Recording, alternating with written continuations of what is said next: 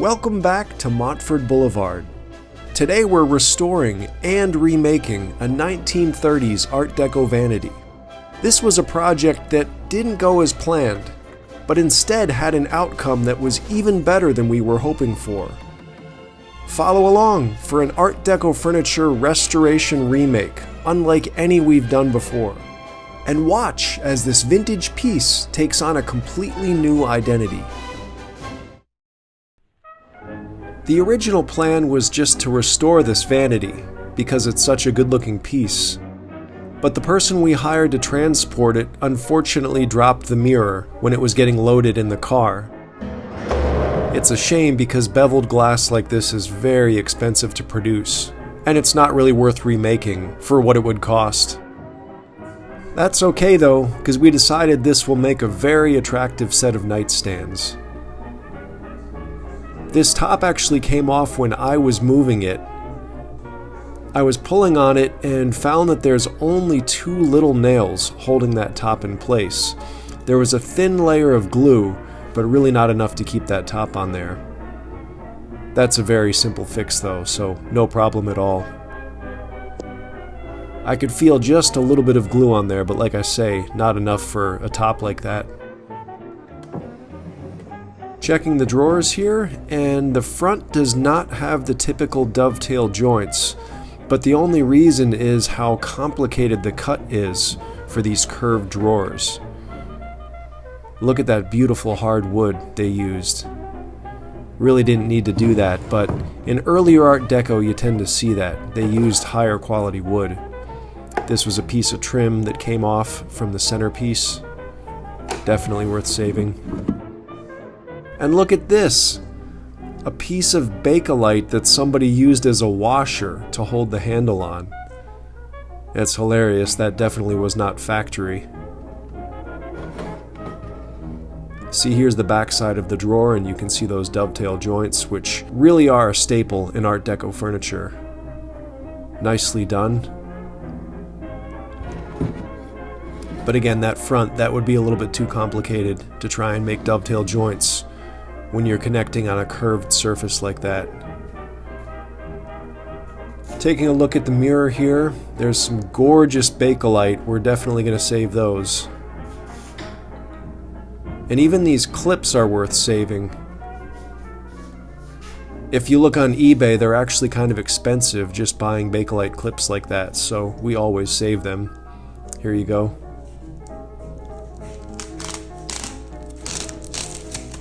We had put a piece of tape on just to keep it from falling apart during transit.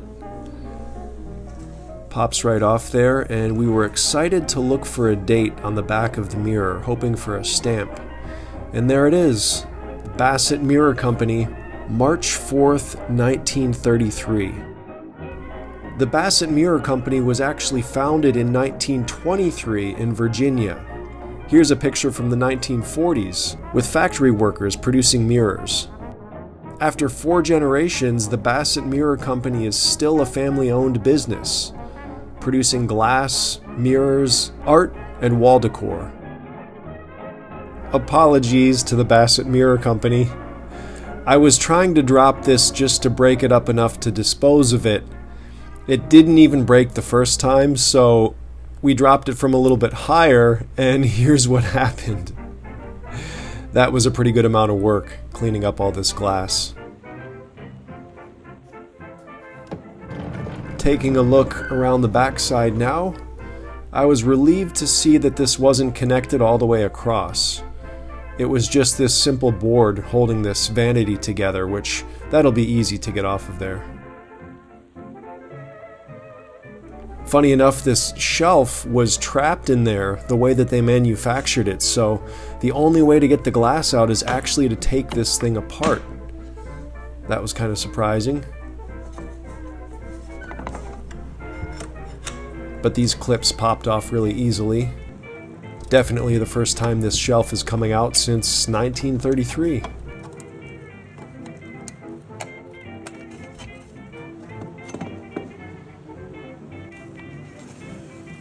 And we were interested to check the date on this one to see if it was different from the main mirror. But when we found it, It was actually chopped off right in the middle of it. February 24th.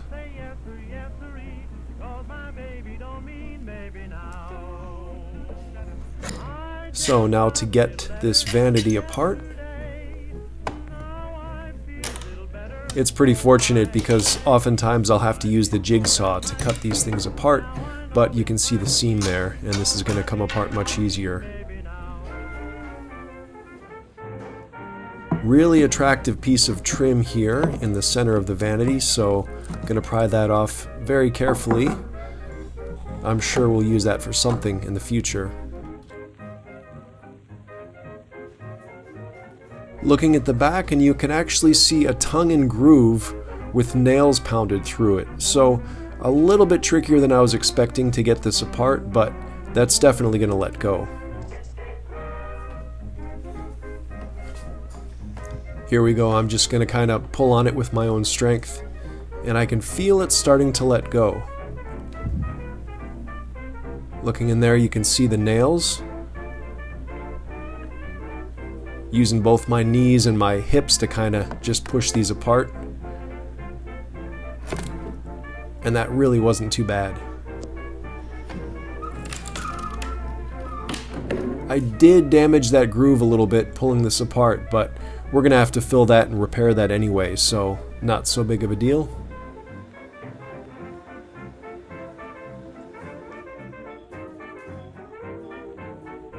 And we're interested in this piece of trim, this reeded trim here, so I'm going to carefully get that off. We'll definitely use that in the future. Again, we were wondering if we'd maybe use that for this nightstand set that we're going to make.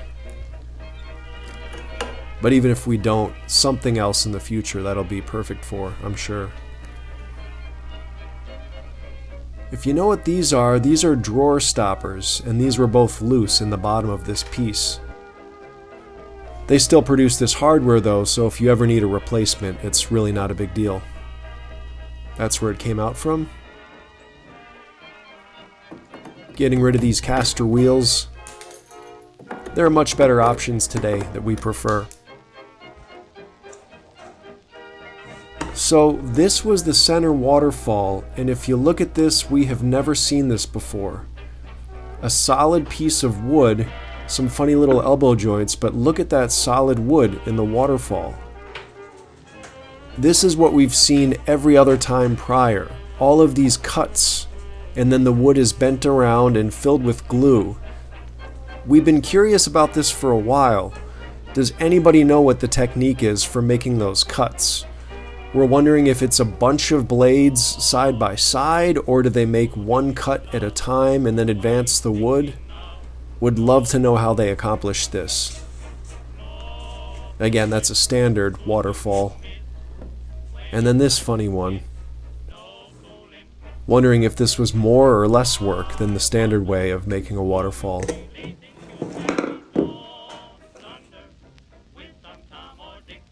Cutting some wood to fill these grooves here. I'm just going to draw a line, run it through the bandsaw, and that'll be a quick shortcut when we use body filler to repair those gaps.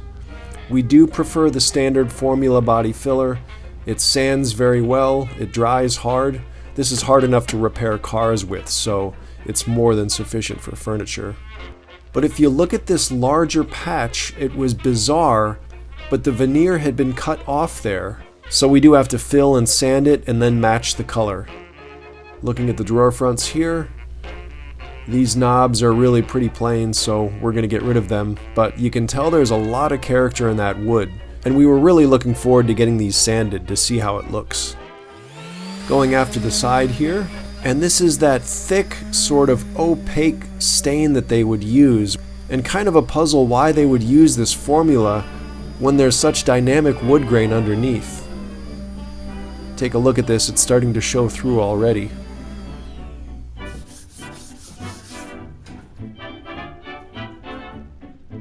Taking a look at the tops here, and you can see some kind of water damage, those rings.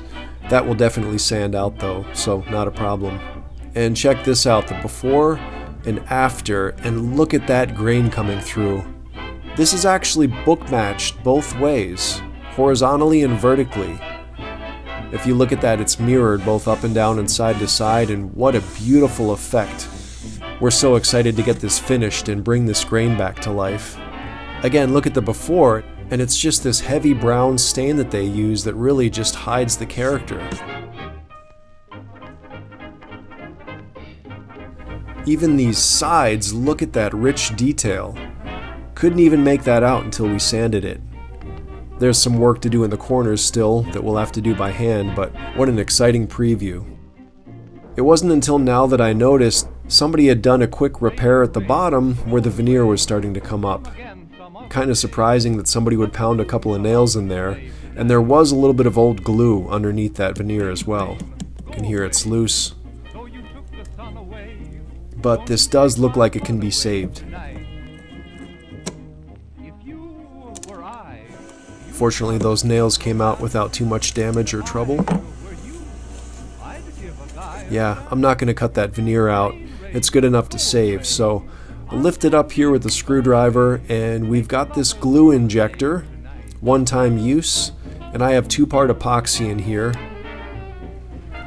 Clamp it and let it dry for probably 10-15 minutes. It says 5-minute epoxy, but we give it a little bit longer. And that did it.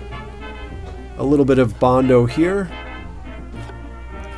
We don't need to be as careful because I'm going to sand everything, and that Bondo will come off with the finish.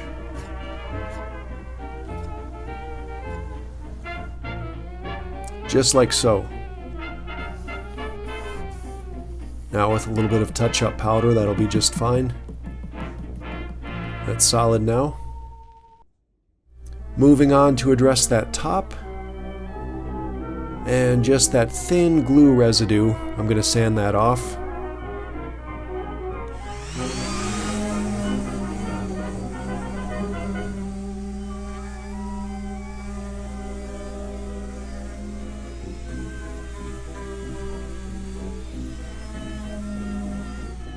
Pretty simple, and we always use Tight Bond 2 wood glue. Does the trick. Make sure that we use enough this time. You'll notice I left the original nails. Now I've turned this upside down, pre-drilled, and I'm adding a couple screws just to make sure that that stays on there. Even on the back side, I put some screws down through the trim. We will fill and sand and then color that afterwards, but again, we just want to make sure this is really solid, permanently on there.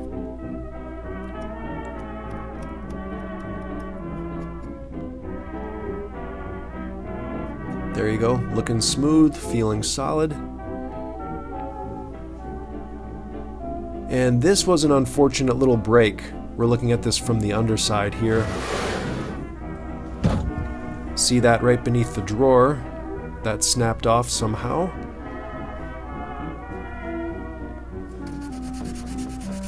So first I'm going to sand just to make sure that we have a clean surface to adhere to. I'm going to sand below that just to get a head start for later. Make it easier. Pre-drilling.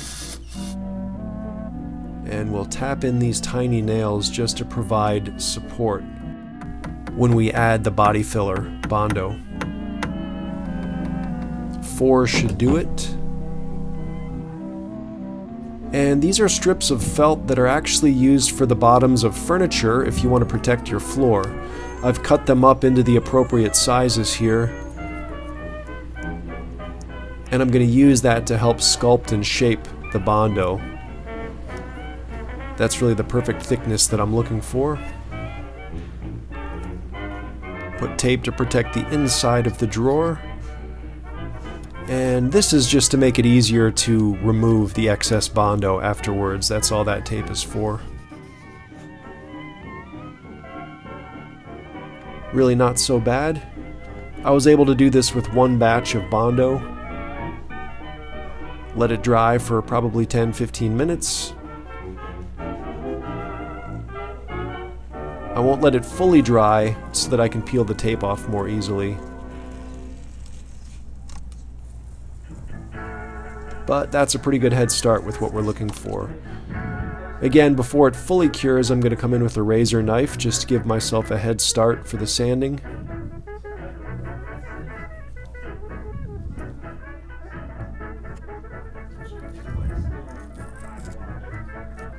And this got pretty close to what we needed. I did have to come in with a light second coat, but that was enough.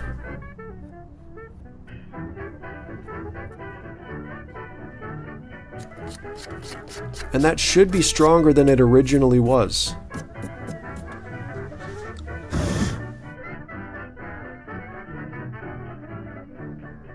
This was later, after we've added some natural stain. And I'm going to come in with the lacquer powders now. This is very simple touch-up because what I'm matching is basically the stain which went over the inside of that lip there. And they weren't taking care to make that neat or anything, so basically I can just mimic the stain.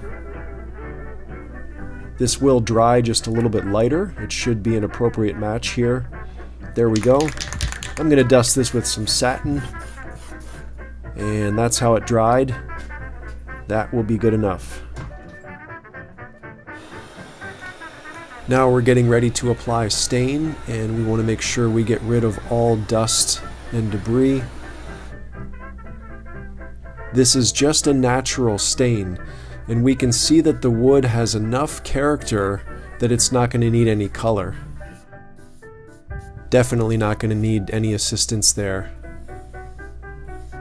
Even the trim on the side has this nice, rich amber color to it.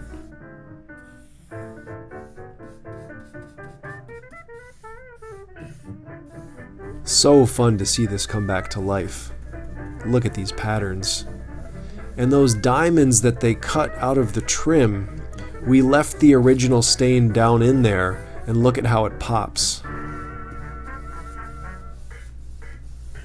Beautiful, beautiful. It's really a joy to see this grain here. And yeah, we love that contrast of the dark and light. Even across the trim on the front, you can tell that was carefully selected wood.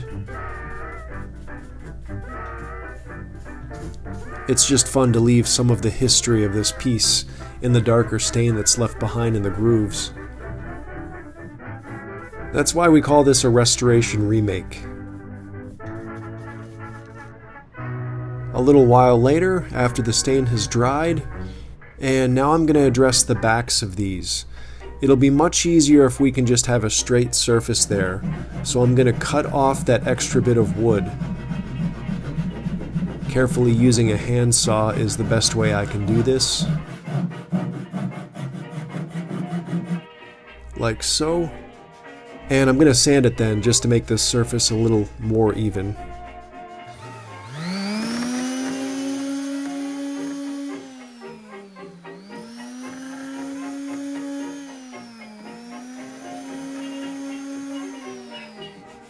And that's all it took.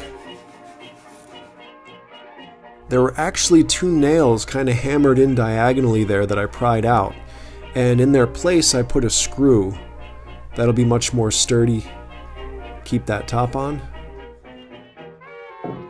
Now to fill that gap, we've got a piece of wood that we saved from something else. It's just about the right thickness that we're looking for. First a simple table saw cut. And you'll notice I left a little bit of a step there because we want to continue the style that you can see around the side. Just like that. Now I've traced the form, and I'll get it as close as possible with the bandsaw.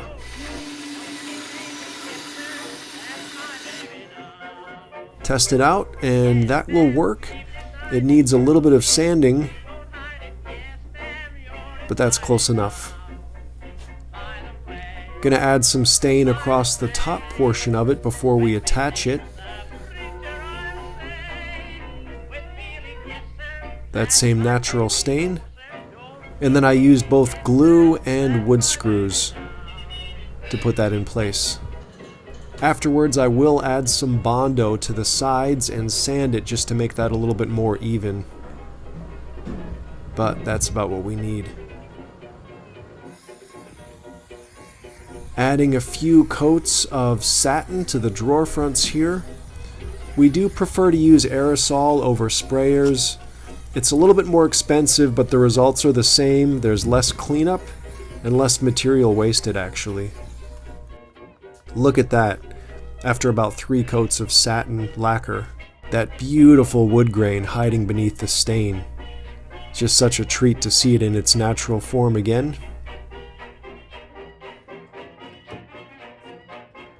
Now we'll add a little bit of shellac to the hard wood on the insides of the drawers.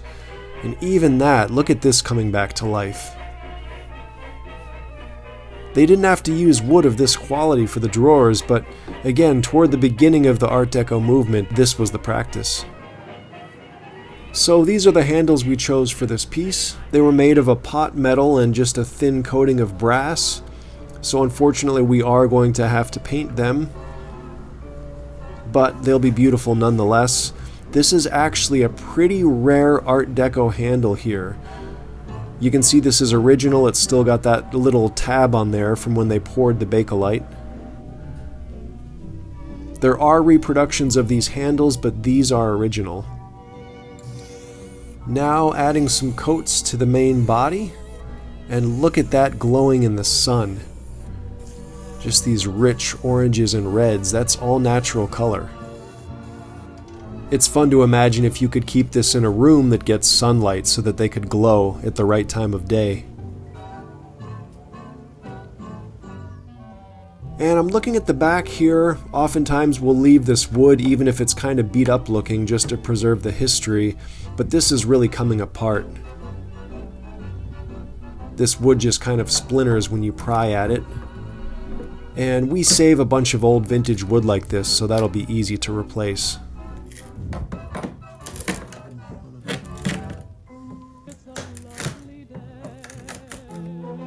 And here's what we found, saved from another Art Deco piece. Much cleaner though. Previously this went all the way down to the floor, but we cut it a little bit higher by the main support at the bottom.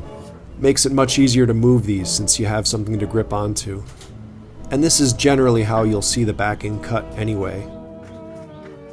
Now it's time for the most involved touch-up on this piece. Again, it's so strange that they cut the veneer at the bottom here. This was where that center waterfall piece was. And I don't know why they would cut that off, because that's really not going to save any veneer. There's nothing you can do with that extra scrap that came off. Adding the first layer, this is kind of bright orange, but this is just the base.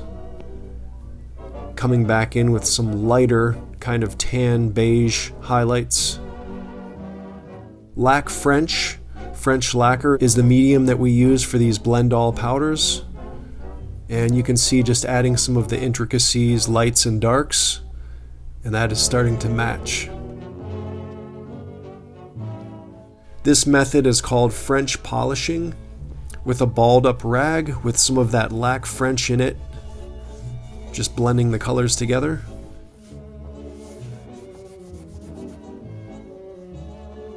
And finally some of the darker grain lines. This is really a complex wood grain. If anybody knows what that is, please let us know. Here's the final result, really tapping into some of those darks and oranges and beiges. What a complex wood grain. And next we need to address the trim to the side where the piece was held together. So we've masked that off. And there was this interesting notch cut into the wood, and we've masked around that as well.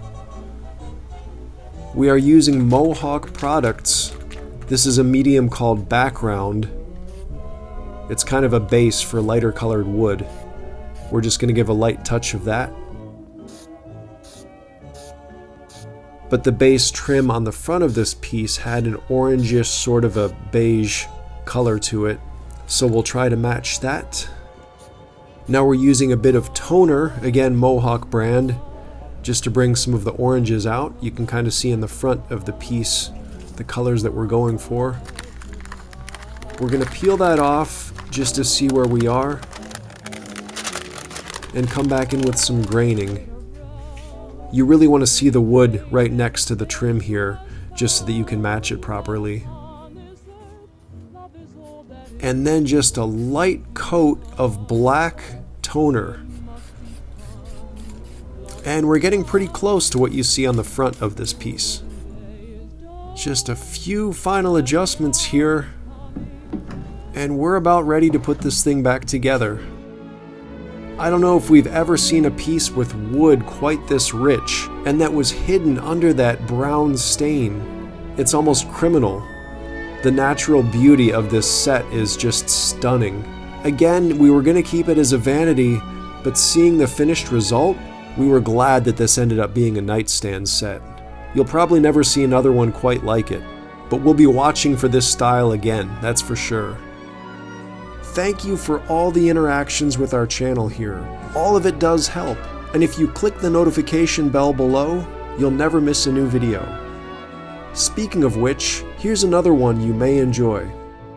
You're welcome back here at Montford Boulevard anytime.